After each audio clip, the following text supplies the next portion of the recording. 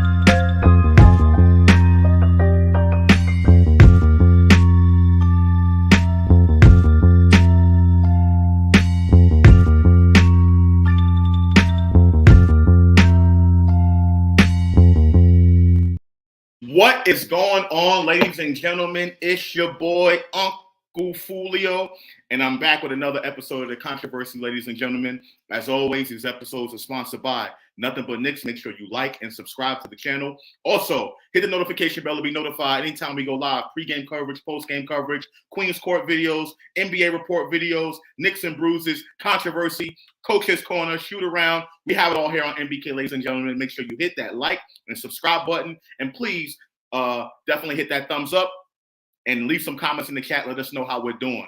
On today's episode, I have two of the co-hosts of the For the Love of the Game podcast, ladies and gentlemen. They are here.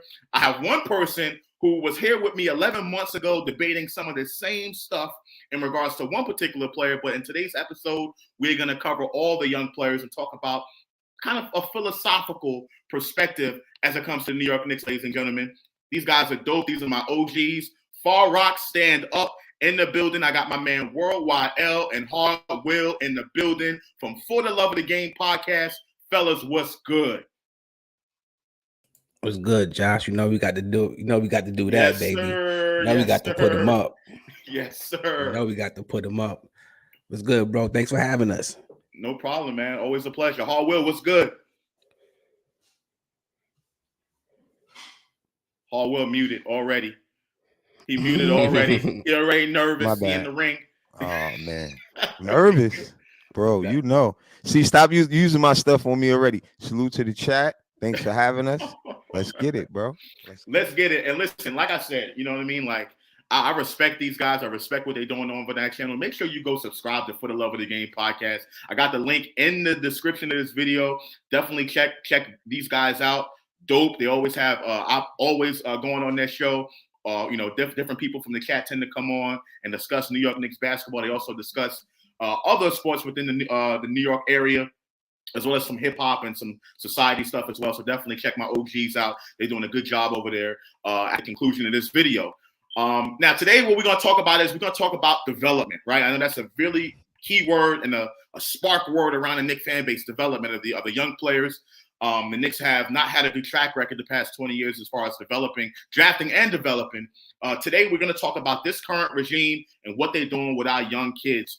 And literally 11 months ago, we were having the same discussion, myself and HardWill, about the same exact thing. I just want to play you a clip from it real quick. RJ Barrett in the corner, like that's all he does. That's not all they do. The Knicks give RJ Barrett the ball. He has opportunities to get in his bag, but he doesn't even have a bag. That's the problem. He doesn't have a bag. You're not running an offense through RJ Barrett because he doesn't have, like, what's his go-to move?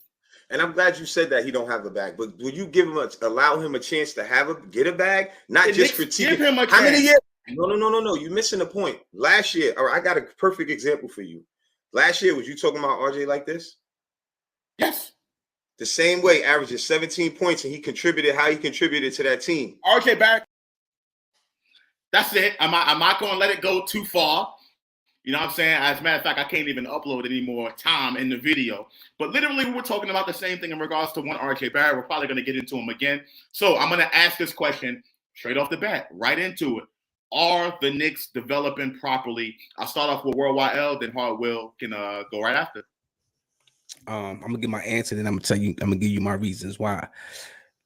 I'm going to say no, they're not developing properly. You know, part of my reasons on why they're not developing properly is because the build has always been wrong with the Knicks. So I feel like once they get the build right and the process right, then you will start to see the players develop properly. But until they get that right, that part right, I think it's always going to be the case of we're not going to see or we're not going to feel the players are developing properly because the build is always wrong. So we're always going to have a lot of ifs with the teams. So I'm going to say no. All right, straight up no from L. HardWill, what you got? You know what I think already.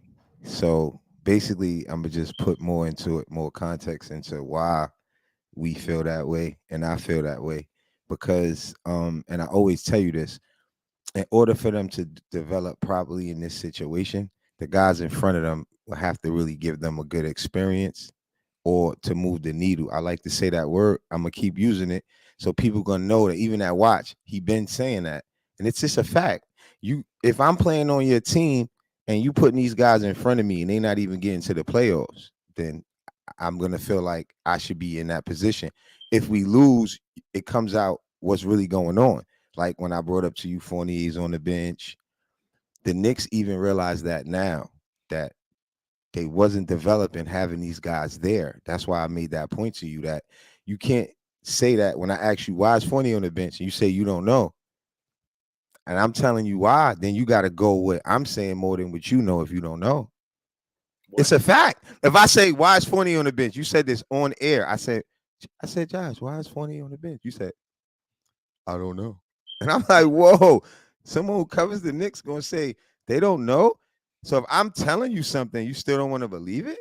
That's like being in denial. Just like when I said to you the other day, is Quickley better at the point than Burks? You said no, and you turn around and say yeah. So it's like you being in denial. That's not fair.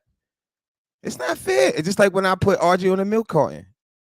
I did that because he wasn't there. He wasn't around.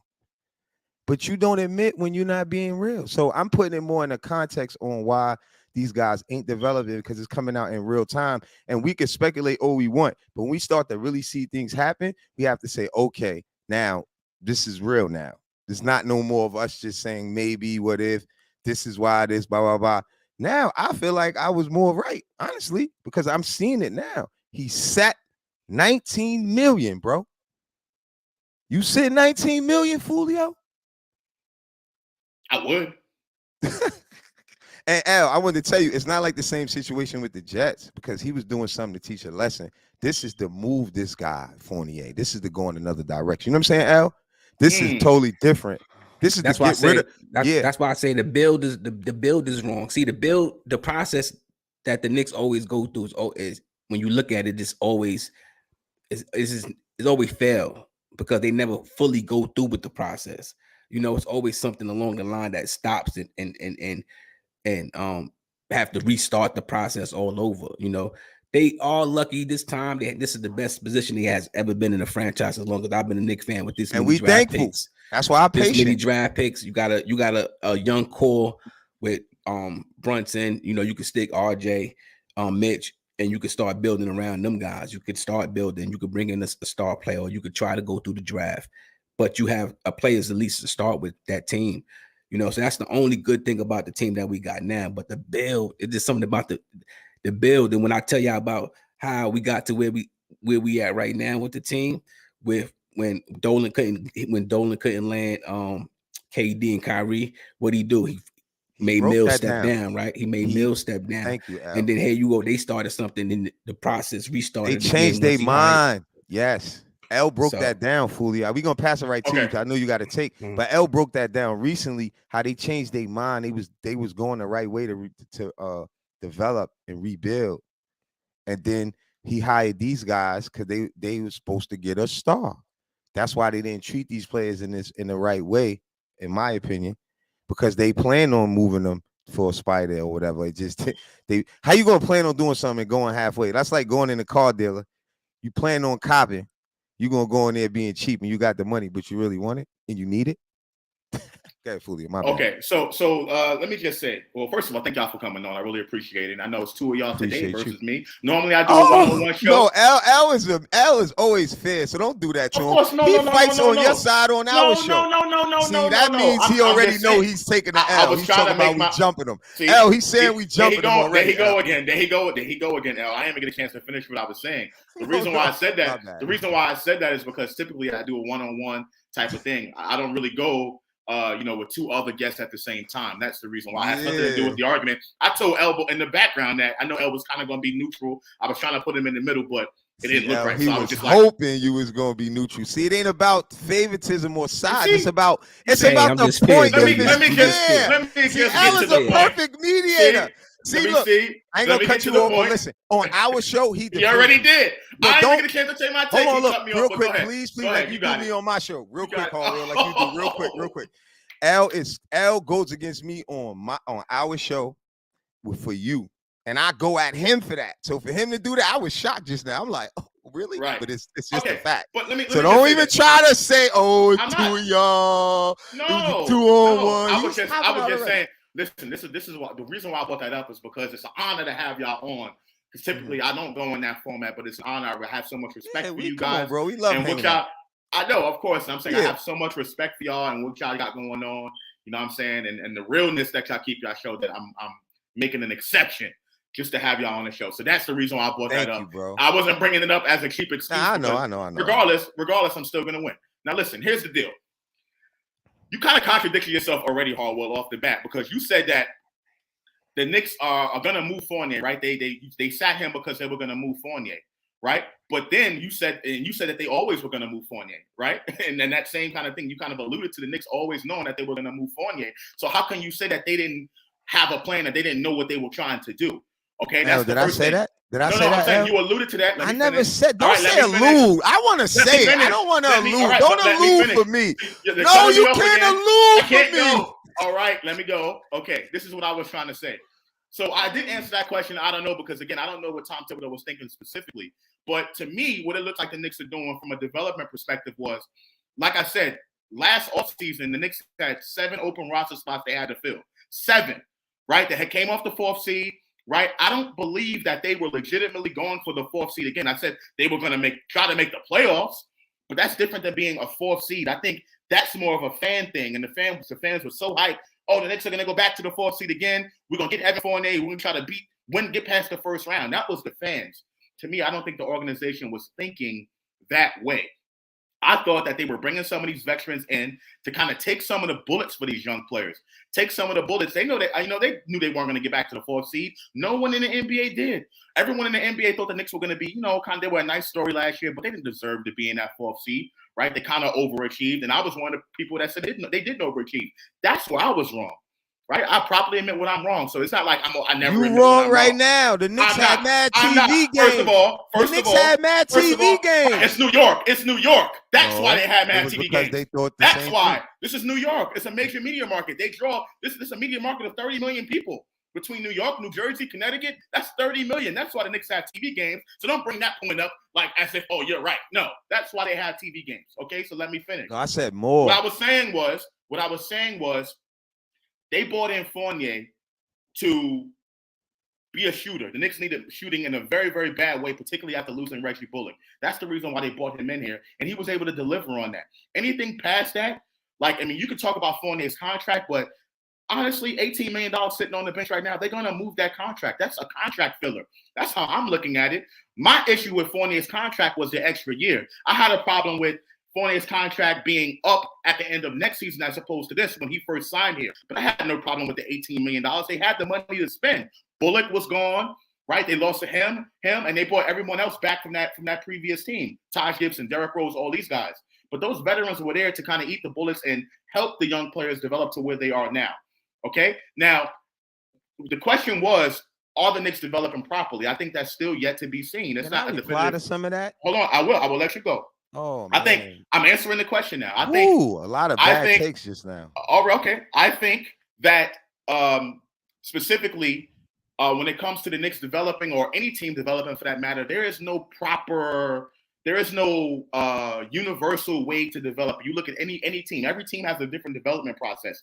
Philly's development process was, to tank for a bunch of years, stack up on high draft picks until they were able to select one. They failed in 2 drafts. They drafted Markel. They could have had Jason Tatum. They drafted Markel Fultz, and they also drafted Jahlil Okafor. That didn't work, right? So that was their version of doing it, losing for a whole bunch of seasons and tanking and all of that stuff, right? The Knicks go about it in a different way. They want to try to win some games at the same time while developing. There is no universal way to develop. So to answer that question specifically, and I'm going to let you go right after this, there is no proper way to develop, and there's no way for you to really tell until the Knicks actually, until the future. The Knicks are still in the mix of that process. So that's the reason why I don't think it's a definitive no, and I don't think it's a definitive yes. It's still yet to be seen. Go ahead, HardWill. Okay, I just want to say Dwayne Dennis, I like his comment. I know you're not going to that, but I will. No, I know you will, but I'm just saying in reference to what. This one? Yeah. I thought I'm thinking I'm on our show. I'm clicking on the names. I'm trying to highlight the and also chat. You dance around on that. It's different ways to develop. After you said they was developing and they trash. Now you're not trying to say it no more, but you can't back off of that because you're still trying to say it a different way. And that you can't get away with it. I didn't back off anything. No, you can't get away with that, period. You can't get away with that, period. But I'm not backing off of it, so I'm not trying to get away with anything. No. I'm saying you're saying it different, but it's still the same. That's why I'm bringing it back up in that way, because that's the same thing you said before. You said they developing, but they trash. So how can that be? And now you're just saying it a different way without calling them trash. Okay, so to be fair about the trash thing, you kind of trapped me into that by saying that they were trash. I don't trap you into anything, bro. You tell yourself what you think to say. All right. You say a lot of stuff that I don't trap you into say. Let me retort to that. I don't think that these Knicks players are trash, right? I think trash is too strong of a word. See, I got them retorting shit. I got them retorting stuff.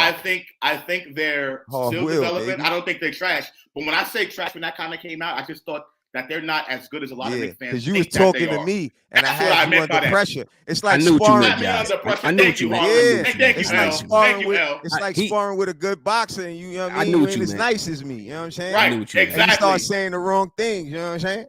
I got you. Just like you said, Kelly Oubre was a good move, and that was going to be the best move. And you know what's crazy? I'm glad you brought that up. Don't cut me off from that. Don't cut me off from that. Don't cut me off from that. I'm glad you brought that up. Because Kelly Oubre last night. Hold on. Let me talk. And he would have been best for RK's development? Really? That was your point.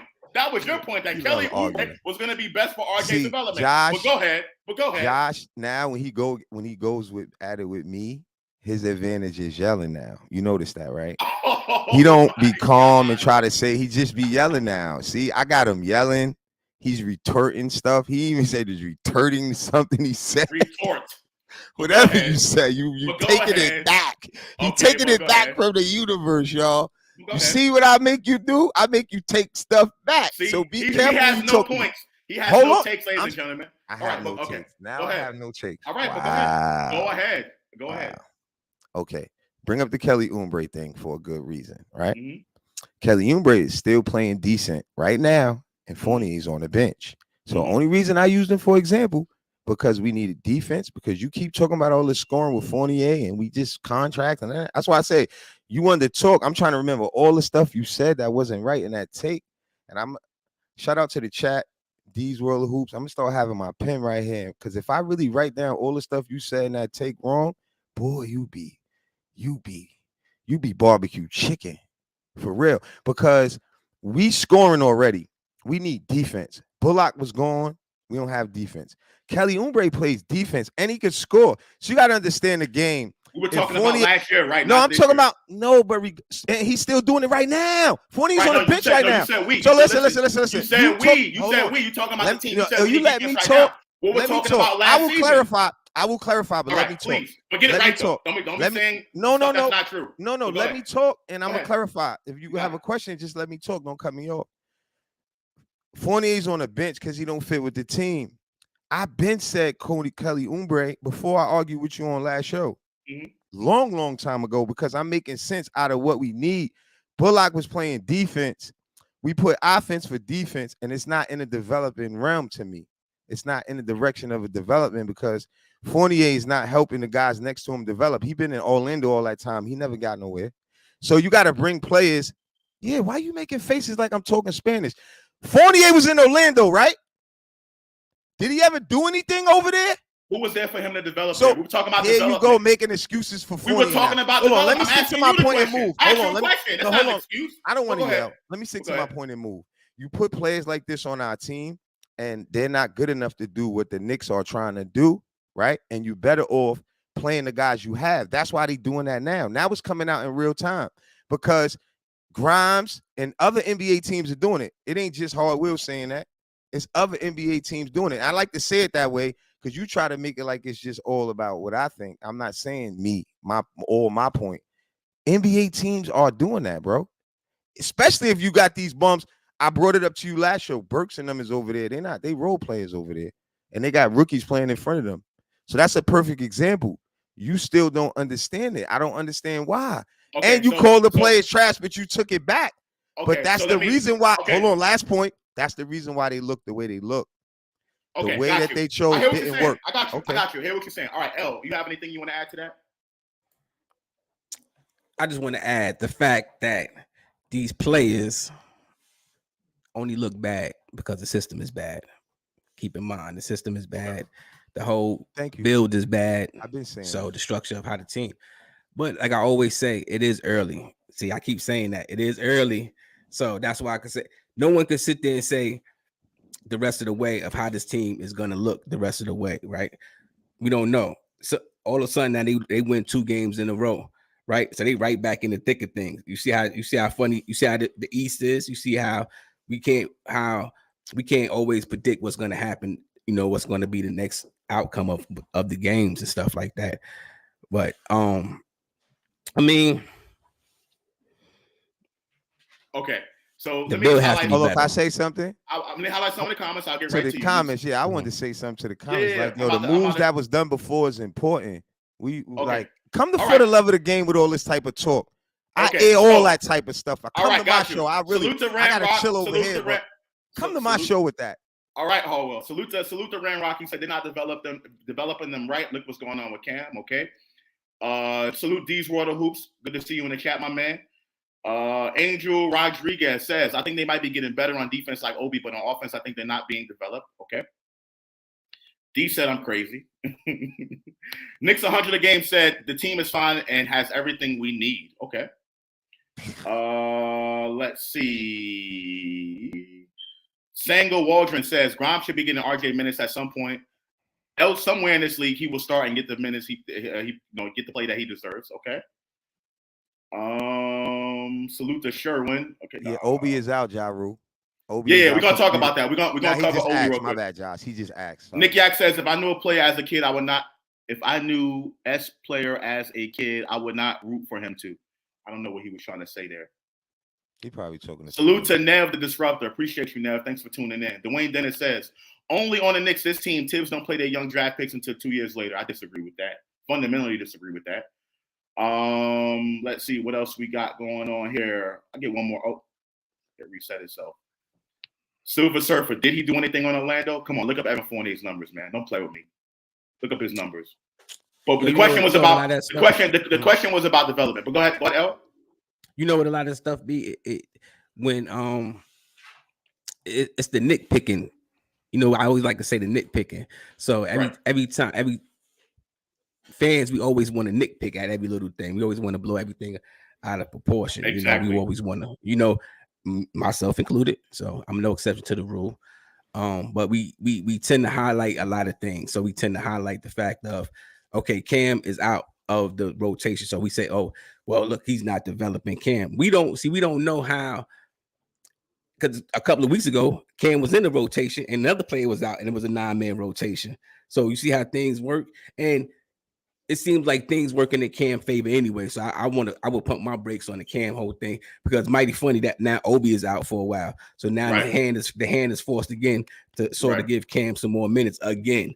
You know, I said that, if that's the way that Tibbs roll, I mean, he goes that way. You know, remember I told you that before when it's meant for players to get an opportunity, it work out and they get their opportunity. Like a lot of players got their chance. Even for us to see Cam, that's how he got his opportunity. And I felt like I already knew Cam can do that. And I don't understand why they don't. know that. And the problem with me with it is, with Cam, no, he's not doing everything great now, but the whole team isn't. So we kind of got to align with that and build with that so we could be prepared for when we really gonna do something. And that's the way a lot of the fans and that's how y'all think. So if it wasn't like that, then we could look at it at a different perspective. And that's how I even was looking at it. I came in on that, like I didn't expect it to be, because I said Brunson gonna need time to get better. All these players got to learn how to play. They still got to make a move like they about to do. So that's just how I felt about it. You know what I'm saying? So, nothing happens like that. And like El brought up earlier, they skipped the process of the way that they was going. This is just in reference to the player side of it to make them a little better than they are, just to be fair with it. Because everybody knows that the coaching, the strategy, everything has an effect on the players. If the coach chooses a way, then if it don't work, then even everybody looks at it like, what's going on? So is the players getting better off of this, or all that comes in effect? And it's not. It's no offense that really suits. We talked about that the other day as well, Josh. It's no offense that suit these guys' style of play. And to me, the problem is Tibbs bring his style instead of getting a style that fits the roster. You know what I mean? That's like when you hear him being stubborn, all these different things about Tibbs. Everything don't got to be true, but a lot of it is. You see what I'm saying?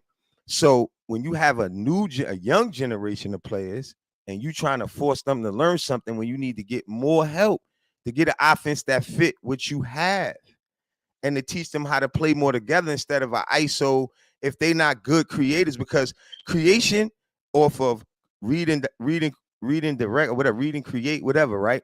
You got to be good enough to create, right? You don't have a lot of people to bop somebody to create space to get in the paint like Brunson do. Think about that. So that offense don't really fit. You need guys that can get past their man, like how Donovan Mitchell, all these other guards do against us. And then when they draw the D, they kick it to the open man or they score.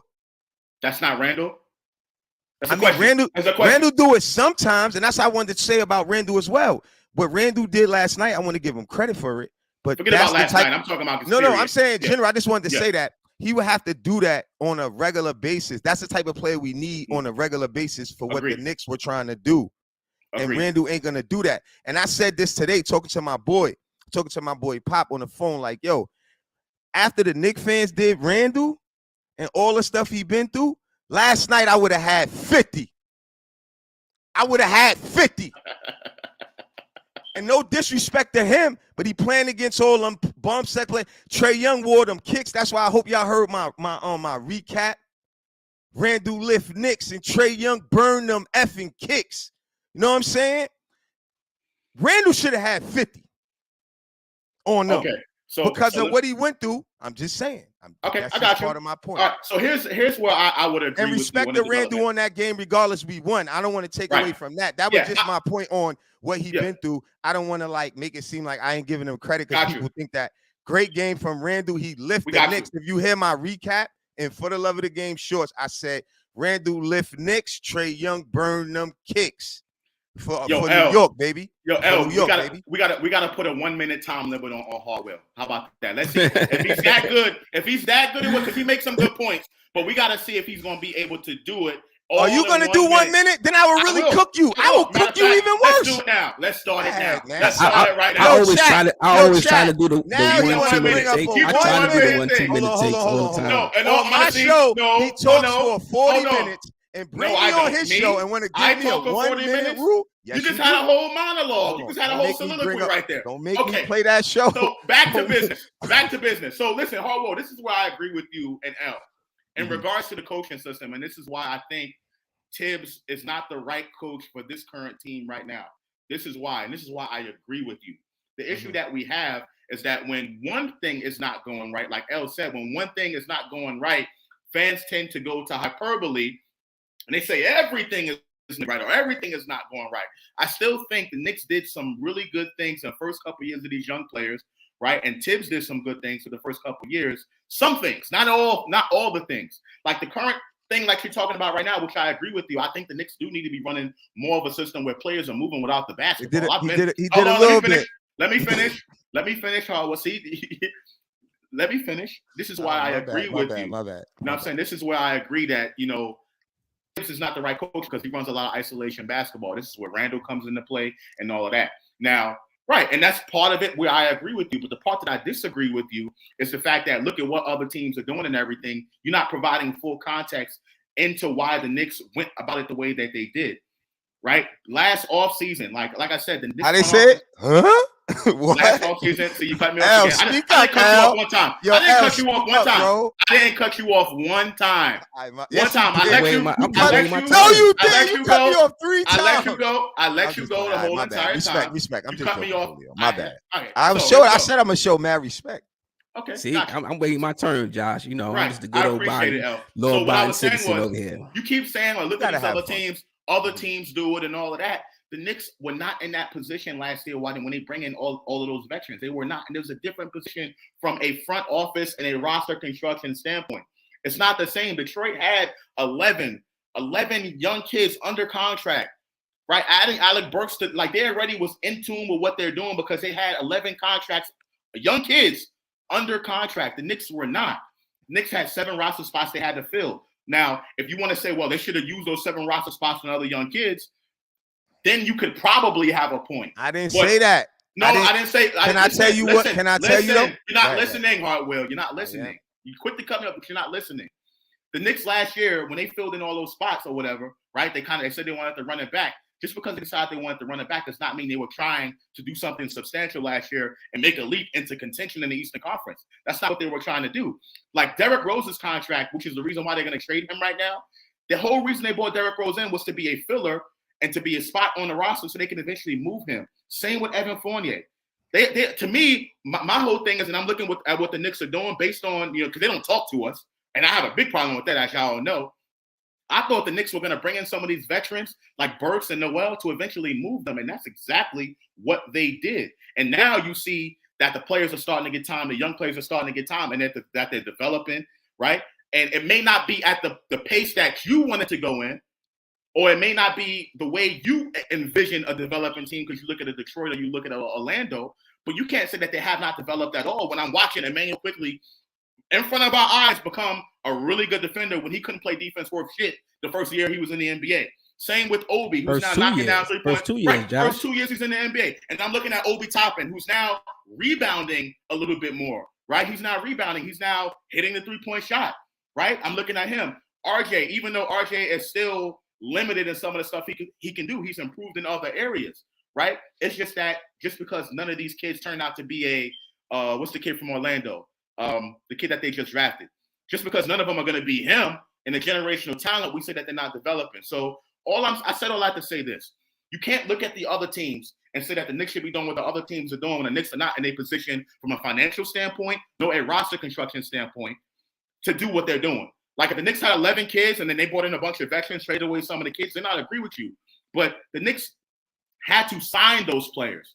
The Knicks haven't made that many trades since they've been here. They had to sign a lot of those veterans, and now the veterans' contracts are ending, or they're sitting them on the bench now so that they can trade them and open up more space for these kids to play. And sometimes as a coach, you should know that more than anything, that's important, that pecking order. Sometimes it has to go like that in the NBA for some of these kids to shine.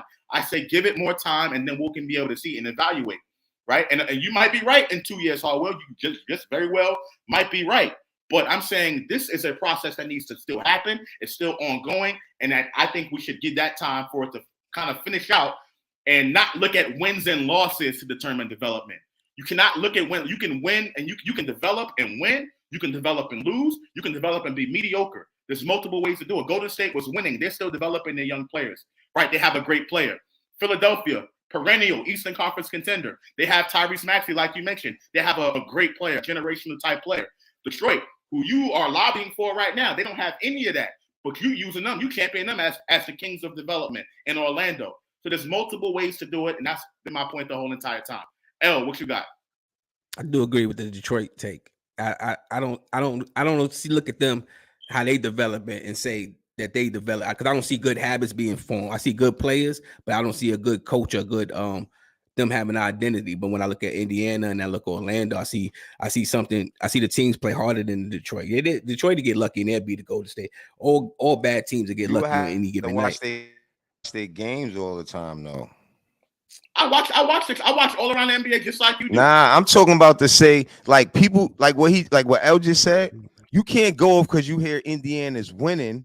Like I said, I do the recaps. I look at it from. That's a difference. Hold on. The point I it, make. Yeah, let me let you finish. Go ahead.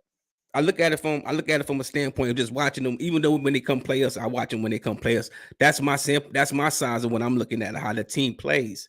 You know, and then I think, and then even the times that we played them in the preseason, I always felt that way about the team. So to hear other people say the same thing about that team is like I thought that about that team way back in preseason. You know, and I thought that about Indiana way back in preseason. I just felt like that team was coached better in a sense. You know, like just because the team and they got good players, the system could be wrong for that team. So that coach could be wrong for that team. That's like the same way how Tibbs may be the wrong coach for this particular team because of how his ISO heavy play calling is, where it should be free flowing.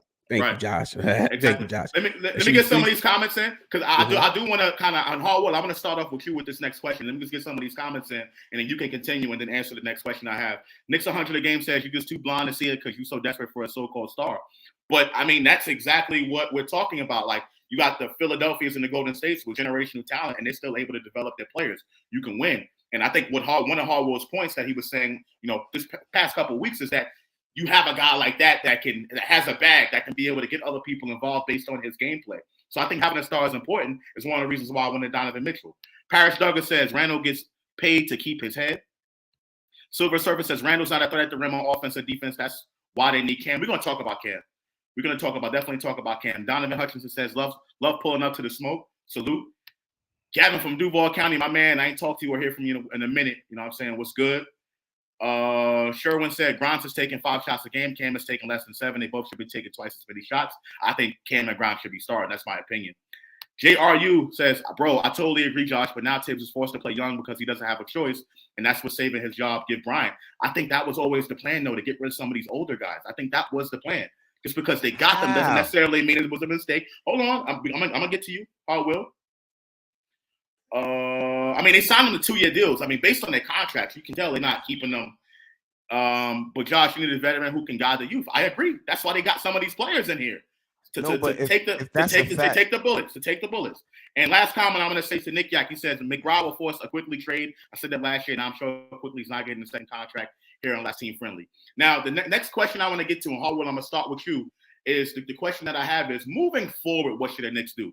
We've already spoke about what happened in the past and what should have happened, but moving forward, based on where the Knicks are right now, if you had to make changes, whether it be fire the coach, rotational changes, what would you implement to moving forward? Let's give some solutions. Let's add some solutions to these problems that the Knicks have. HardWill, I'll start with you. Well, the Knicks, Tibbs is like some of the stuff that they saying is good points too. Tibbs got to do. I mean, he's coaching to save his job, so it's kind of like I think basically they need a coach that could be in for what we need to do in reference to planning for the future. You know what I mean? Like to prepare more, and even if we bring in a good player, a better player to help with the offense, we doing good on offense. So even though I think we need somebody because what they're trying to do, you get what I'm saying? Mm-hmm. Like in reference to the direction that they're going, you may need somebody, but if they were really trying to they still may need to fix some things. Don't get me wrong, because this is a process of that, and that's what I called it. So it's kind of hard to say exactly, but they kind of doing what I wanted them to do, and I tried to explain that on the last show to L that when they do it right, it's not gonna look good. That's why he critiqued Detroit the way he do, and even people critique Indiana the same way. Now they just playing good. They talking different about them. And that's the shit I don't like. You see what I'm saying? And people think you don't remember. You know what I mean? They hear, oh, Indiana's looking good, but don't. That's why I'm about to go back to mad shows. That's why I'm gonna pull up to the preseason. Hold on, let me finish. I'm not even talking about what you said. I'm just saying in general. You feel what I'm saying? People go with what they hear and don't remember how they felt about how it was gonna be. What I'm saying is, when I said that we danced around and we didn't know Halliburton, I said this in real time. Halliburton got 45 assists and no turnovers, and is a two-way player, and they danced around and we didn't get him. I sent L that. I said that on air months prior before.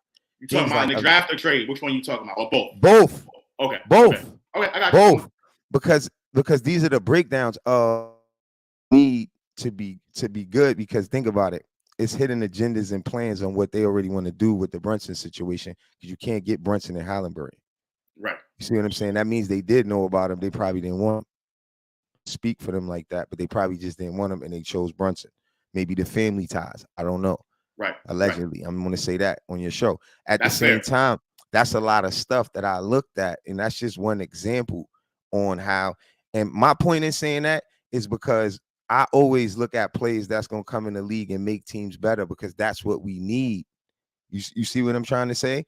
And even RJ Barrett, to some of y'all points, putting somebody next to him, if you want him to be better, where did he learn how to cook from?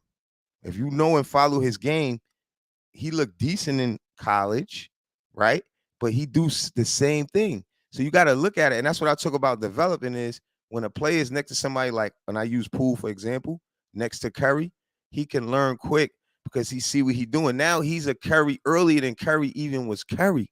Right. Because Curry took a long time to be Curry because the game wouldn't even allow you to play the way that Curry wound up playing when Curry first came into the league. You see what I'm saying? With the dribbling and shooting like that. Coming from that era, you couldn't even do that like that. You had to pass more. It wasn't no shooting from out there and boogieing like that. Right. So Curry got that from the N1. So it's a lot of stuff to the point I'm making when you have a star next to a player that can get better faster. Like now I'm hearing reports of Eric Gordon. To me, that's not good enough. You get what I mean? Because he's kind of like a Randall to me. No disrespect. What do you mean by that? What do you mean reports? Levine. I think he talking about Levine. No, Eric Gordon. What do you mean by that? Like they want to trade Fournier and Quickley for Eric Gordon. That's alleged. This is just something I've seen. I don't know how. Maybe it's a contract because his contract is expiring. Maybe. Yeah, but he would still be on the team for this year. Like you know what I'm saying? Maybe contract expiring, move those guys. Right. So my point is, he's like a guy like, maybe that's a good point, Josh. His contract is expiring, so it won't really matter after this season because my plan and look how I look at it. You kill Fournier's money because he's on the contract for next year. Yeah. Last point is right. I feel like my point always been that I'm not judging the season like I expected them to be really good this year because I knew the Eastern Conference was going to be better, even though to sometime L's point when he says, you don't know how things can happen. That is true to some degree. But most of the time, the team that you seen do good, we knew was going to do good. The surprises are the Indianas, the Minnesotas, and certain teams. But all teams are going up and down following the league. You see what I'm saying? All teams. Boston's going on win streaks. Zion is playing good. Like I follow the whole league, bro. So I'm a pass. That's part of my take. But I want the Knicks to answer the question. You said that you like what the Knicks are doing right now. You like what they're doing right now, but they're gonna have to look because last point. That's what I was gonna say. I'm glad you said that. You see some of these players now. When I said if Quickley could have played instead of Burks and like more minutes, because when I use the Detroit, I don't say they style. I don't talk about their coach. I'm talking about how they getting their players ready for 2 or 3 years down the line. And if these young guys are going to stay on the Knicks, how they going to be better than the guys over there? That's a better way to try to explain it. So you like what the Knicks are doing right now at this very moment as far as the young I'm not saying I like it, but they behind schedule on what they should have been doing because you made that point 3 minutes or I got you. I understand what you're saying. That's my last point. I was trying to get you to make solutions. I know what your issues are. Solution is see what you have, right? Okay. Mm-hmm. See what you have and because bro, what was you really gonna do? You riding on what? What are you riding on? What was that gonna do? The team, I don't want to make me feel like I don't have confidence in the team, but I came in feeling like the team need a couple more years to really compete with Brunson. Yeah, I want to say it that way because I still root for my team. I'm happy when we win, bro. Okay. I love to win our last game. I'm happy when we win, no matter how we win. You see, even my recap, I put Randall in there because if he do that, give him his credit. Can he do that on a regular basis to get us to the second round of the playoffs? That's the other side of the coin is where I make my point at. And what I'm trying to show you the difference of the sacrifice of real development of what other teams are doing in the league having a young core, but the Knicks don't plan on that if they want to bring a superstar and they don't know which young players they're going to keep. And that's my part of my last take. All right, got you, L. L, go ahead. Yeah, I think that the Knicks should, how I feel and look at the team. I think we need another voice on the floor. You know, we're kind of missing that not as so much of a veteran, but a leader voice. And I think that we lacking that on the team. So I think that a trade is definitely on the horizon for this team. But I would definitely like us to go get a voice leader, you know, like somebody that could come in and kind of change the morale of the team. I thought Brunson would be able to do that. He's not that vocal. He's more lead. You know, he more leads by his players. Sorry, y'all, that's the dog. He leads by example. He leads by his play, I should say. But I think that the Knicks need that one more player. You know, you had the Taj Gibsons, you had and all them good teams. You had Rashid. He didn't even get off the bench. He was the voice of that team. You know, he held players accountable. I think you need that player on the squad that's going to hold this team accountable. Because one of the reasons that we get so mad at this team, Josh and you and I, is that when you say that they don't look good, is because the things that they do make them not look good. Don't have nothing to do with the coach. You see what I'm saying? Like, they know better. Like, you know, if this guy's hot, if Randall's hot, and this is pick Randall, if he's hot, right? He just hit 3-4 in a row, right? Why do you got to come down and you feel it's in your heart to take your shot when you know you're supposed to go back to them? That's the proper basketball play, and you don't see that with this team. It's like, if RJ's hot, here come Randall, got to stick his nose in the cookie, stick his hand in the cookie jar, and that's the problem with the team. I think it's too many selfish players, and I think they need that player that's going to hold players, or vice versa. Hopefully, vice versa. So that's why. So that's vice why versa. So hopefully they go get a player. Hopefully they go get a player like that. So that's why I highlighted this comment. Salute to C-Mac. He said he will love Pat Beverly on the Knicks. Now, me too, right? But here's the little dilemma that we're having, and that's why we're having this conversation. It's because everyone is so quick to say, I want to see the youth play more minutes.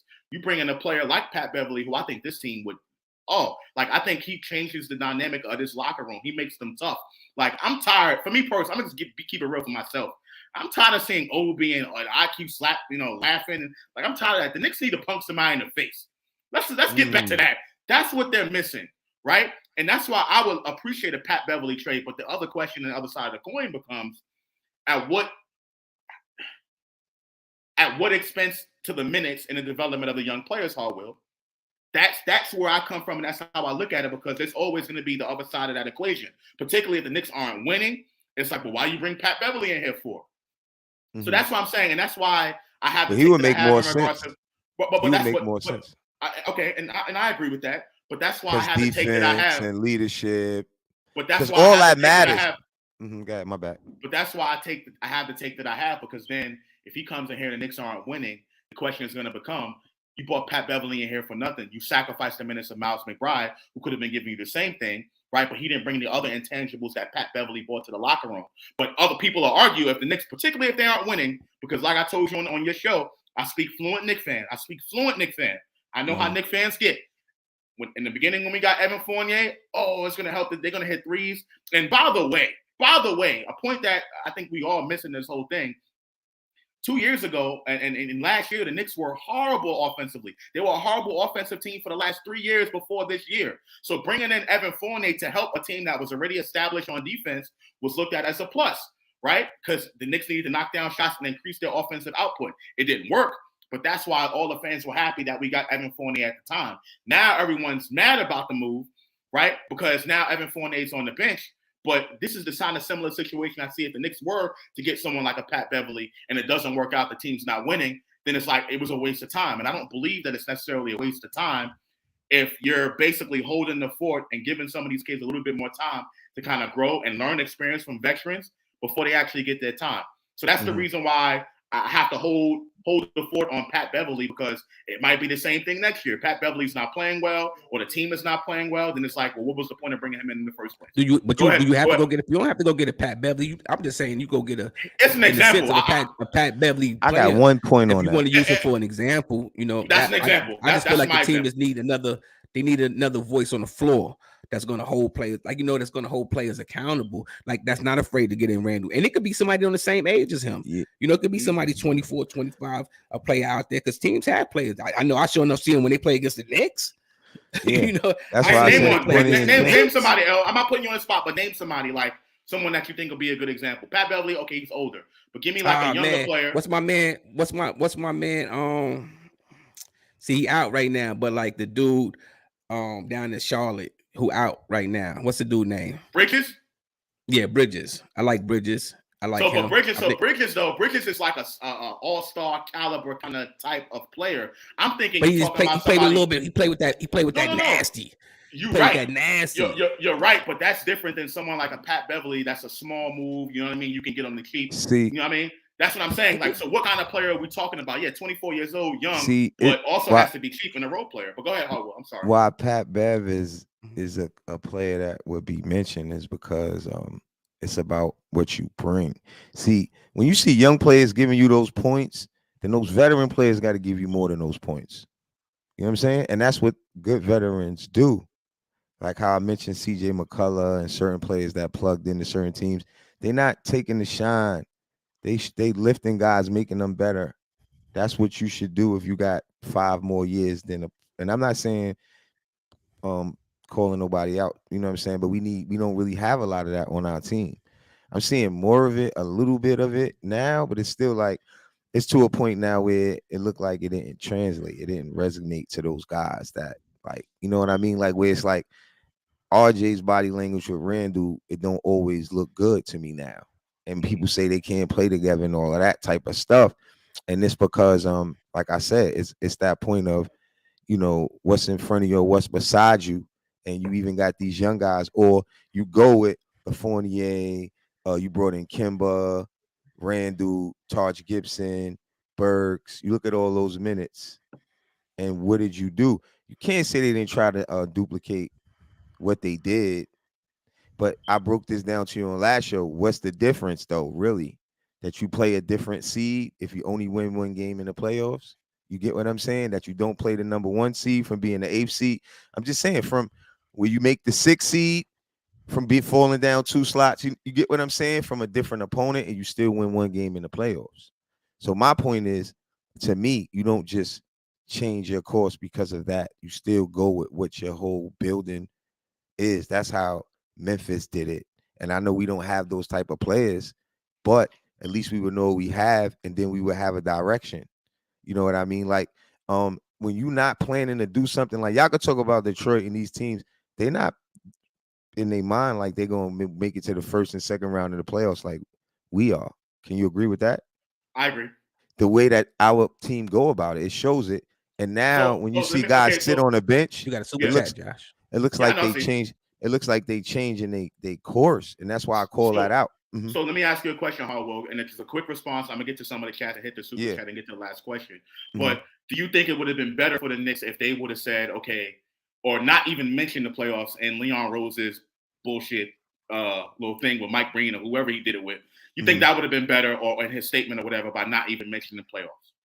I think that somebody's statements and what they do and moves, like I just spoke of, show what they really want to do. Like I said, we speculate and then it comes out what really happened. So it's beyond speculation now. We see what's really going on. You see what I'm saying? And he said playoffs because our intention is to make the playoffs, and you don't have people that fit the roster to do that, to pull that off. That's making me think you look at players different than I do. You get what I mean? Because players have a history. And I ain't calling nobody out, but look at them. When did they ever do that before? They never did that before. And it's like what y'all trying to accomplish, you got to get. And last point is they knew that, just didn't succeed. Or they said, we're going to try it this way until these guys free up, because they knew, but then didn't succeed, and then try to sell us back the same stuff that they tried to move. Got you. Okay, let me get to some of these chats, and I got a couple super chats I'll get to. And I highlight the one about Pat Beverly Ray. To me, I'm all for that. I'm all for that. Vaughn Allen said, hell yeah, L. All right. Debo DeGar said, Pat Beverly to the Knicks is genius. I love it. But again, I have to caution people on this. And I'm going to warn people now. If the Knicks pull this trade off and we don't, I think he has an expiring contract. So if the Knicks pull this trade off and we don't wind up going anywhere, Don't come back next year being like, oh, you wasted your time by getting Pat Beverly. You took minutes away from Miles McBride when you could have been developing him, because that's going to be the narrative. No, but I just answered that for you, Not Julio. you, Not to not cut you. you off. No, but I want to say that I just told you that a guy that brings what he brings, I'm speaking for me too, and a lot of smart Knicks fans, they won't say that, bro, because if young players is giving you 20 and 10 or whatever, but these older players is not giving you 20 and 10 plus that, what Pat Bev brings. So, but my question Pat to you Bev is, could bring that locker room. He gonna pump you up. He gonna play defense. Okay, that's stuff that we can say. Okay, I see why we're paying him. Okay, but here's the thing, and not just Pat Bev playing. But here's the difference. But here's Uh-huh. the difference. Here's the difference, right? The Knicks can do all that and still be mediocre and not win games, right? And the reason why I compare that to someone like an Evan Fournier, we brought Evan Fournier here to shoot. That's exactly what he did last year. Exactly. Literally what he did last year. And now we're talking about it's a bad move. So that's why I kind of equate that situation to like this potential Pat Beverly or whatever veteran we bring in, because if it don't work and we don't win, yeah, we're smart Knicks fans, but Knicks fans are also emotional. That's different. And in the moment when the Knicks are not winning, that's when the hyperbole comes out, and we should have never got him. It was a waste of time. Can I tell you why that's different? But I don't think that is different. But let me just finish the super chat. Let me finish it real quick, and then I'm gonna get to the next topic. We only got a little bit. I just want to tell you why real quick, because Beverly is for developing purpose, right? And Fournier is for winning purpose, and it's not a reality. That's why it's simple. I agree with what you're saying. No. Okay. I agree with what you're saying. I'm telling you that Knicks fans in the moment, they don't look at it like that, particularly if the team is not winning games. That's how you using delusional Knicks fans to make a point when I'm telling you that Beverly would be to help the young guys, just like how they're using Burks in Detroit. I use that for example, and you said the Detroit point don't really matter. I'm telling you that the Knicks fans don't care about that the team is not winning. So the Knicks fans that don't understand, we don't care about neither. But that's the narrative that comes out, is what I'm trying to tell you. And you probably will have the same take next season, because McBride might turn out, he might be doing some things off the bench and he deserves more time. And then Pat Beverly's not performing. And then you're going to be like, well, it was a waste of time bringing him in here. So let me just finish the comments real quick. So Knicks 100 games in team basketball, first and foremost, Sims, McBride, Grimes are our best team players. Okay. Paris Digger said, play the kids. Stop it. Almighty Finesse says, I prefer Kendrick Nunn. I don't know. I think the Knicks, if they let trade off, I think they'll waive Kendrick Nunn. I think that's how I kind of see that playing out. I might be wrong. Dwayne Dennis said, Josh, it's different for everybody. Not all teams have to develop from the bottom up. Some teams are in the gutter. Some teams are in the middle. Some teams are absolutely relevant. It all depends on he didn't finish. But I agree with that. That's what I'm saying. For every team and every situation is different. Right. And that's what I'm saying. But he's talking about development. And he's talking about that you can be good. You can develop from the bottom up. You can develop from the gutter. And you can develop while you're already winning. That's my whole point. It doesn't have anything to do with wins or losses, but Knicks fans often equate it because the team is not doing well right now. But that's what they do. If they're not winning and they looking and they not and the young players sitting behind them, is that helping them develop? D-Boy DeGoff said, sure, when the Lakers owe Pelicans first round pick, the Knicks have to cut their losses for what they have. Quickley I don't know what he's trying to say. Kevin Taylor, and then I'm gonna get top player. Yeah, Kevin Taylor says, we need Terry Eason and KJ Martin. They currently play for the Houston Rockets. We could have drafted Terry Eason. KJ Martin, they currently play for the Houston Rockets, the type of tough young players that we need. I have to agree, too many nice guys. I don't know if KJ Martin is like his dad. I don't know if he is. I know he can get up there. He's a dunker. You know what I'm saying? Kind of like an OB type of role, but I don't know if he plays defense. Like, he does, but I don't know if he's like a tough whole players accountable kind of thing. Like his father's child. He is father's child. Jay Boogie, salute to the super chat, $10 super chat. He said, that's why I said as soon as they threw up the tip last night, someone was supposed to take a personal foul on Trey to disrespect us with those shoes last night. Back in the day, he would have gotten flawed. But guess what? Everyone doesn't like Charles Oakley now.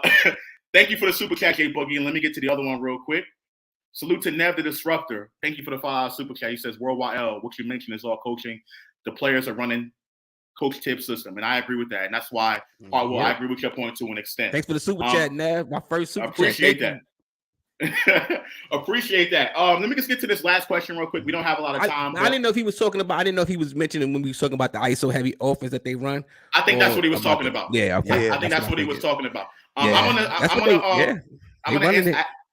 ask this question real quick. And I'm going to. That was my point, Nev. I'm gonna start it off.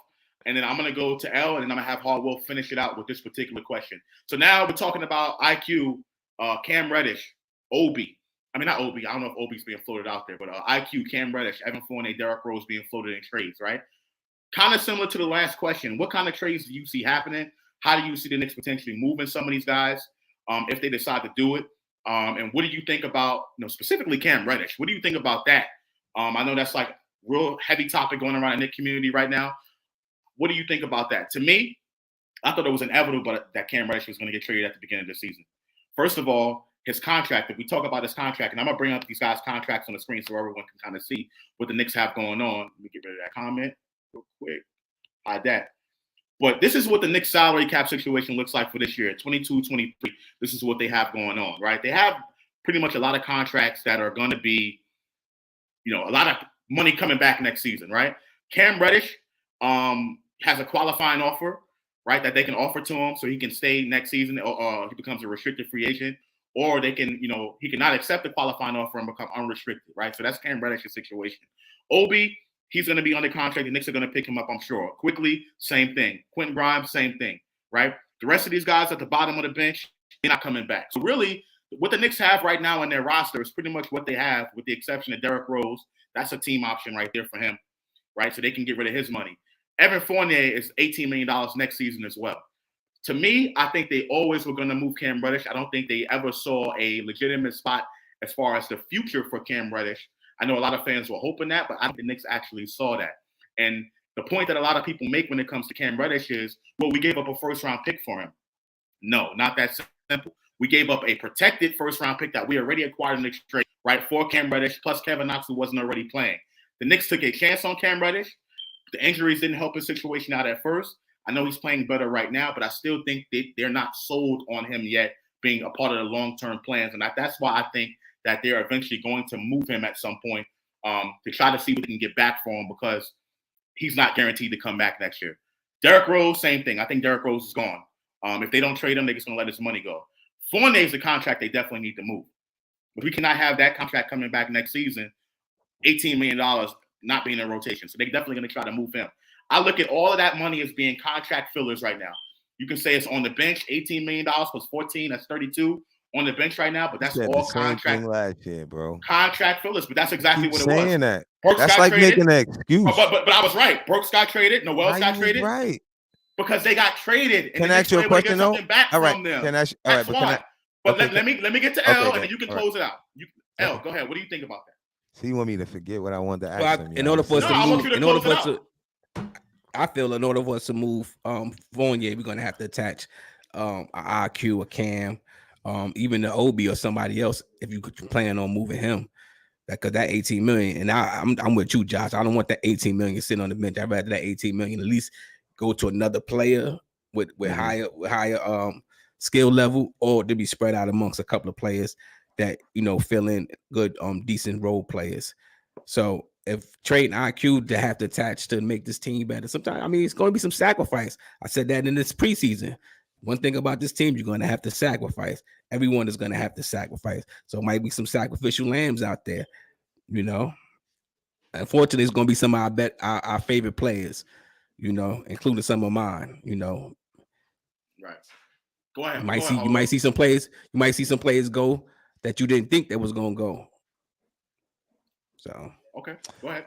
Well, I feel like Cam Reddish, that's just disappointing to me, the situation, because we really need players like Cam Reddish, even though I know a lot of how people feel about him. If you think about it, we feel that way about a lot of our players. We feel like we have problems with a lot of stuff. So that should tell you that, we spoke about that early in the show, is the team are not having a scheme and a plan that fits the roster. So that's why the product look the way they look. They can't do what Tibbs' offense is trying to get them to do. You know what I'm saying? Randall do decent in it. But I think that even when we talk about, their plan and their vision of the way of trying to obtain success, it was a different plan than what I agree with, because the roster don't fit. You know what I mean? And when me and L talk about the Jets and we bring up those examples, right, even though we know it's football, they made certain moves first and didn't expect to overachieve, but was realistically with what they did. They changed the coach. They brought in new people. They cleaned house. And then now it's like Y'all not expecting us to do nothing. So even if they don't win the Super Bowl, at least next year, they know that, oh, we did this. Now we should be competing. And now we have a step or two that we could build off of. You get what I'm saying? So I always love when me and L do that. It's a great point on where the Knicks are not. They just trying to skip it. And you can tell even when they try to just go and give up the players for Spider, but then don't go in full throttle. Granted, the market had messed things up and stuff like that. But once it went back to normal, you can't go in there and not get the job done. You know what I mean? Because that's what y'all playing all along. Obviously, because you didn't prepare these players for this stage prior. Because that's more of my point of what teams do. You know what I'm saying? If they don't have nobody. You know what I'm saying? And now you can tell that's what they're trying to do. So hopefully I explain some of my points. I feel bad for Cam because he's a wing defender. He's a guy that if we're not going to overachieve right now, then he should be able to play with us and learn just like a bunch of other players got to learn still, right? And he's a good piece. And whoever brought him in seen that vision. For whatever reason now we hearing, and another point before I finish is that people said that he acts out. I heard other stuff today that he didn't. And I think that why would he act out when there's so much opportunity right here? And when you look around the NBA, it's a lot of teams already, even though and another great point is all the teams are interested in him. What does that tell us as Knicks fans? The Knicks fans that know what he could do, they could say that as well. Other teams want him right now. The Bucks, the Lakers, all these teams want Cam Reddish. And then he would plug right in and you would see how much of a good player he is like that off of a system that maybe fits what he does and where he could really play comfortably at. Because when you feel like you got this on your back for no reason, that's the real point of it. Because what are we, even Tibbs, for example, why is he coaching them like that if we really can't win right now in real time? Even last season, it proved to you how we coach Obi and all of them that why it made any sense to do that, because that's not developing. But your point was, oh, they're developing. And Obi and them dudes played good after he treated them like that. So you can't take in the fact that they would have played better if he didn't do that, if we didn't win when he did that. And that's just a fact. And that's my last take. You know what I'm saying? Shout out to the chat. Shout out Canteen. Shout out to my boy Worldwide L, UnclefOOlio. Great show. Thanks for having me, man. Dope show. I mean, you really didn't answer the question in regards to the trades, but I guess I will. No, I said Cam Reddish. I want to keep him. All right, so you want to keep him? Okay, gotcha. Yeah, thank you. I don't. You could have just as far as quickly, with that. Yo, bro, it's right, opportunities here. That was my point on the trade. Why you moving quickly? Oh, you bringing in somebody who's available? Who you gonna bring in to move the needle? It's still rushing for no reason. Who you bringing in? Gordon? Who's the other guy you heard about? Let's talk about that. That was why I brought up what I said. But yeah, okay, Zach LaVine moves the needle, right? But that's why I brought up. He didn't move. L said Zach LaVine didn't move the needle in Chicago. I think he'll move the needle here. He didn't move the needle. He didn't move the needle when you compare when people want to go at Randall, you can use Zach LaVine as the same kind of player. So you can say the same thing about Donovan Mitchell then, based on what you're saying, HardWill. What you mean? No, look what Donovan Mitchell's doing right now. You kidding me? He's 20. Yeah. No. You know why it's totally different? He's how many years he been in the league? 5 years. Mm-hmm. That's the difference right there. How many years has Zach LaVine been in the league? 9, maybe. Not much more than Donovan Mitchell. But your whole point, 3 to 4 years is a little more though. But hold on. But the first thing you said was, look at what he had, and he didn't get a chance to move the needle in Chicago. He had DeRozan, right? Donovan Mitchell had Rudy Gobert, right? Donovan Mitchell had Gobert. They were making the playoffs every year. They actually made a 2 seed one of those years, and they didn't go nowhere. So, do you feel the same way about Donovan Mitchell, or is the difference because Donovan Mitchell was younger?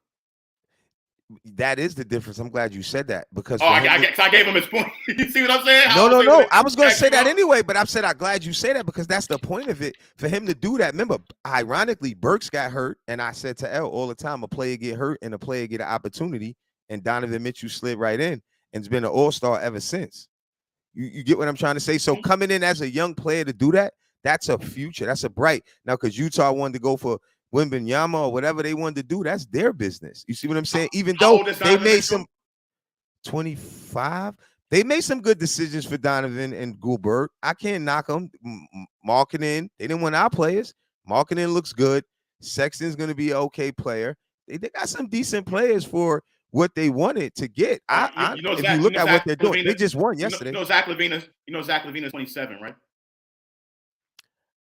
Does Zach LaVine move the needle? Do you sacrifice development? No, now I can tell you why. Hold on, last point. Why you could sacrifice, and why Zach? Let me say it better. Why Zach LaVine would be a better, because he has more of a bag, and he's somebody that you could give the ball to, and he can create a shot. So putting that in our mix is something that we need at the 2 guard position, because we don't have that. So that is something that you could plug in and help make RJ better and see how he does things, because where does he learn? He's playing like a young Randall, but not even Randall. He's like Randall size too. So you agree? So you agree that Zach LaVine moves the needle? You agree? I don't even want to attach him to Randall. He got his own game. Randall got his own game. I'm just saying that. My point is that you look what's next to you, especially if it's going to be next to you for years to come, and with your coach. But Zach LaVine would plug in. All right. I got you. Zach LaVine will plug in. I'm trying to get some answers, like yes or no. All right. So I say yes. All right, I got you. So to me, I think I go back to the Pat Beverly thing. You think Pat Beverly will help the locker room? Is Pat Beverly going to move the needle? No, right? So to me, I just think that it's still up in the air right now. I want the Knicks to get a star player. I've been on that wave forever. I've been on that star player wave, because I agree with you. Who you playing with matters, right? The Knicks, unfortunately, like you said, and why I disagree with the Knicks, they should have gone to get Donovan Mitchell. I would have got Donovan Mitchell in here immediately. You keep RJ, keep whatever other young players, but to me, I think he makes players around him better, right? Same thing with Zach LaVine, same thing with Donovan Mitchell. We need to get someone like that. Now, a small move that can help the team in the short term, maybe a Pat Beverly, but it's a short-term move. It's not anything long-term, right? Because he's under contract for a year or 2. You know what I'm saying? So it's going to be good for the future. If you agree with that, that's going to be good for the future, then 2 years from now, I'm letting the fans know, not anybody in here specifically, don't complain if Pat Beverly's not doing that good and the Knicks are still a mediocre team, because the same fans that want him now will eventually change in the future, particularly if the team is not winning. The last point that I want to touch on is Obi Toppin. Obi, there was a report that came out today. He's going to be out for at least the next 3 to 4 weeks due to some problems with his knee. How do y'all feel about that? And going back to Cam Reddish, do you think this is a chance for the Knicks to put Cam Reddish at that 4 spot? Go ahead, HardWill. And that's what I said earlier. Okay, that's what I said earlier in reference to, and Eleanor always say this about opportunity. Cam keep getting the opportunity for a reason. I think he fits our team because there's opportunity here. We need a wing. He's playing good defense. When you look at all the problems that we have with our players, like I said, it's Tibbs, it's the system, it's all those things. So you can't judge. You could judge RJ for how he looked, because what he's doing, he don't have to do that. But you could say that the system don't make them better. So Cam Reddish would be better with a better system that fits what he can do. Even though he looked fine in this, it's just that they didn't find the right mix. So I feel like, with the Obi situation, it's sad that Obi had to go through that, but Cam deserve an opportunity, and I hope he gets it on the Knicks. And that's just how I feel, because it's everywhere around the league. Even though on the Lakers or somewhere, I think he would plug right in and do good. But I want him on the Knicks, and that's my last take. L, what you got? Yeah, it's a sad situation for my man Obi. Hopefully he does. I talked about the chances with Cam earlier about with Obi being out, he keep getting opportunity. So hopefully he gets the opportunity. If not, then maybe it's more minutes for Hartenstein. Maybe they roll Hartenstein over there at the power forward. Maybe they let Sims get a little bit of playing time over there at the power forward, or put or put another player at the power forward. I heard Tibbs talking about putting RJ at the power forward position. I don't think so about that. Some fans want that too. Some fans are arguing want RJ to play. Well, I mean, let's see how it works. Let's see how it works. You can get the 3-guard rotation going with Grimes. Let's see how it works. Let's not throw Nas at it yet. Let's see how it works. So I'm gonna stay open. I don't know how it's gonna work, but maybe it should open up for Cam to be out there. I know Cam can play that position. He's a little taller than RJ. He ain't strong as RJ, but with his quickness, he should cause a little problems on the offensive end for somebody trying to guard him. On the defensive end, I guess it'd be mixed and match. Whoever the bigger guy probably go and have to guard his man, whoever's out there. But but nice at hard as trash at center. Yeah, I mean, it might open up a power forward position for him though, Pudge. That's what I'm saying. They need to do a little bit more pick and pop with Hartenstein. I agree. That they don't do. They don't do enough. And they don't do enough for warning the big mans. And I'm tired of seeing that. I'm tired of seeing that. I'm tired of seeing Mitch up there setting them screens, rolling to the basket, not getting no love. I'm tired of seeing that. I'm tired. I personally don't know what Tibbs is going to go with. If I had to trust my gut, I would say Cam is still out, and I think it's going to be Hartenstein at the 4, Sims at the 5. If I had to say what Tibbs is going to do, do I want the Knicks to go smaller? Hell yeah, I want them to go smaller. I think that'll help Cam Reddish. I think he can, take advantage of that mismatch against whatever opposing 4 that is and go to work. I think that's definitely a possibility. But knowing Tibbs, I don't think he's gonna do that. And I still think Cam Reddish is going to be gone and he's going to be traded. But there you have it, fellas. I really appreciate y'all coming on. Once again, ladies and gentlemen, Worldwide L and HardWill from the For the Love of the Game podcast. Please go check these guys out. They're dope. These are my OGs right here. Nothing but love and respect for my guys. And I'll have y'all just get the last closing words before I close it out. Thank you, Josh, for having us. Shout out to Dwayne Dennis. Your takes be on your take. You be having some good takes in there. I seen it from on our show last night. So shout out. I want to shout out to God. Yeah. He has some. He got some dope takes. So shout out to David Dennis. Not saying no one else ain't had no good takes, but his takes really stood out to me. So I wanted to shout that dude out. Dope takes.